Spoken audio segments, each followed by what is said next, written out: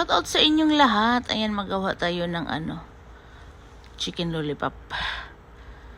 O, diba? Madali lang naman siya. Burat-buratin mo lang, hiwain mo lang. Kaso parang nakakapagod pag konti lang kasi lulutuin mo eh. Mahirap. Request niya, gusto daw niyang ganun. Kasi sa ubento ni Aska, bawal yung may mga buto-buto. Kasi madalian ang kain nila eh. Nung isang linggo daw, nagbaon daw yung kasamahan niya na parang may buto daw. Parang tibasaki ata yun yung chicken. Patapos na sila ng ngayon, hindi na masyado na pumadali yung kain nila. Ayun, kaya relax. Kaya sabi niya mag-try daw akong maggawa ng chicken. Walang iba kundi yan lang. Kung tibasaki naman kasi yung pakpak, maraming buto yun. Whereas yan, isang buto lang. O diba, konti lang yung buto ba. Ang tibasaki, ang pakpak kasi madaming buto. Kaya yan. Ginawa ko lang. Ewan ko kung magustuhan niya yun. Kasi hindi ko tinikman ang lasa niyan eh. Hindi ko pa natikman. Hindi ko to tinikman eh. Matik-matik yung timpla niyan.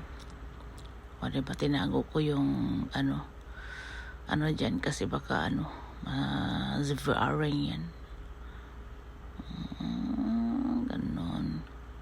Kahapon yan, nagluto ako pagdating na gabi na. Nadali ako ng babad. Nag-marinate ako. Para may lasa na. Para diretso na lang ako magluto, tinimplahan ko na lang siya marinate. Masarap talaga ang sabi ni Marie Chris na pag magganyan ka, magkaragi, crispy chicken ka, lagyan mo malamig na tubig na may ice. Ang crispy eh. Kahit lagyan ko pa, babaunin naman niya, hindi na yan may crispy. Hindi naman na makikrispy na yan eh, kasi di ba baon. Yan, lagyan ko na ng timpla dyan. Madali lang sa Aska, hindi naman kasi namimili ng ulam. Pati basta hindi lang maalat, hindi sakto lang yung Hindi siya sa ulam. Tapos sa gulay din, hindi naman din siya sa gulay. So ayan, nagalo-halo na yan. Nilagyan ko na ng dyan. Anong oras ako nagising? Dahil dyan, kailangan kasing maaga dyan. Pero pag hindi ako mag-fry, hindi ako masyadong maaga magluto. Kasi hindi ko siya pinakuluan eh. Binabad ko lang yan sa lemon. Hindi ko na, kaya in ko lang. Pahinaan lang muna. Tapos pag naluto-luto na yung ayun, tsaka ko. Sus, nasunog pa nga yung baon niya. Pero okay lang yun. O, diba? So, ayan. Ganito ang buhay sa Japan. Sus, akala ko free na. Kasi nga, high school na siya. Ayan. Sus, 3 taon ako mag-ubento nito. Pero sa January daw, sa next year, baka daw masarap. Try daw niya yung menu. Para naman daw makapahinga ako ng konti. Pero sabi ko, kung kaya, kaya lang naman. Kung kaya. Kung hindi, di magbili ng ubento sa kumbini. Bili ng onigiri, bili ng meron naman. Pero mas gusto ko gawa na lang siya. Nasanay na naman ako eh. Mandali naman maikot-ikot. Maki-maki ka lang. Tamago, itlog. Prito mo lang, sausage. Okay, basta may gulay. Basta may gulay. O masarap na yan. Nasanay na ako eh. Kaya, pero depende. Pag napagod ako.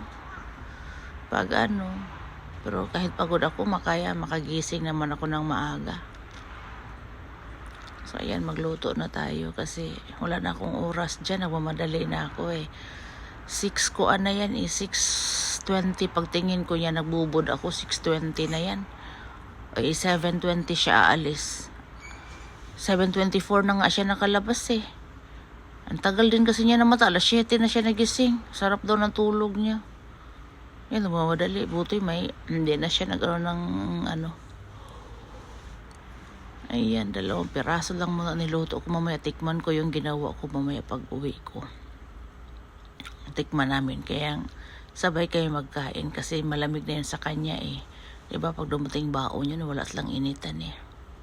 Mamaya sabay namin kainin yung 3. So ayan na. Yan ang buhay ng Japan. Kapag may anak ka dito, sus, kailangan talaga. Pero si Aska lang naman ang batang hindi siya nagdidemand sa akin.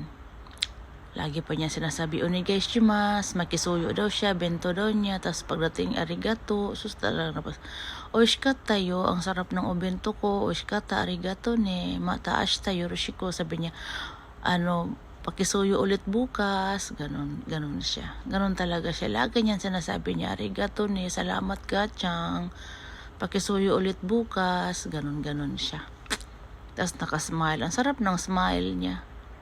Imbis pagod ka, hindi na lang kasi parang ganado siya sa niya, sa obento niya. Ay, nako.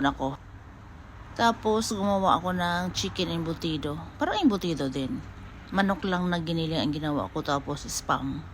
Then cheese. Ayaw niya palagyan ng pasas kasi parang nag-iiba daw ang lasa. Hindi ko na nilagyan. Ayan, pangkat-kat, pang baon-baon na lang niya. Tapos niluto ko na rin yan yung dalawa para papakin niya mamaya. Kasi masarap daw papakin eh. So yan na yung obento niya. 2 weeks pa lang kasi may 1 week pa para sa baon niya. Kaya yan. So thank you for watching everybody. Thank you so much. Mwah!